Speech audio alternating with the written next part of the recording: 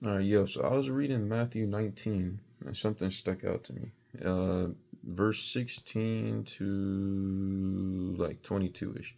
So this the story of the rich young man, the one who said he follows all the commands. He was like, "How do I enter the kingdom?" Jesus was like, "Follow these commands or follow all these commands, the law. You shall not murder, you shall not commit adultery, you shall not steal, you shall not bear false witness, honor your mother and father, and you shall love your neighbor as yourself." He's like, "I do all these." And God was like, "Okay, if you do all of these to be perfect, go and sell what you have." Do you understand the opportunity this man had? He had the opportunity to, at least for a time, be considered perfect. None of us are perfect. But for a time, you know what I mean? Of course he sinned, but for a time he could have lived perfectly. There are people who live perfectly, but for a time he could have lived perfectly. But on top of that, right?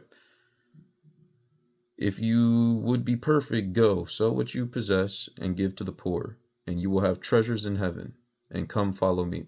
So, based on how we live, of course, there's like a treasure system in heaven. Based on how you live, what you do, you get certain rewards in heaven. That's, evidence through scripture. But I want to go with that last part where it says, and come follow me.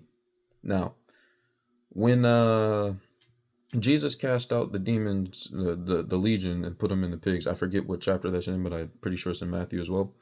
When he did that, the man asked to follow Jesus, and Jesus didn't permit him. He said, "No, go and tell the people around you, you know what I mean, and profess." Now, I don't know if that's because, the testimony was great, and that's how he wanted to use him in his life. What I do know is that through that, God permitted certain people to follow him.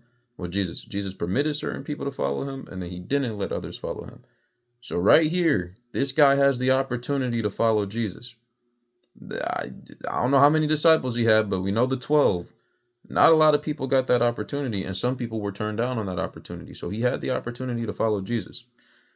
And after that, he went away sorrowful, for he had great possessions. So the lesson that, was revealed to me was, don't hold on to anything so greatly that it can cause me to lose my love for God, or can cause me to, hey, I love basketball, or I love this game, or I love this. I care so much about that I don't have time for Christ, because I could be missing out on the opportunity to really get to know him.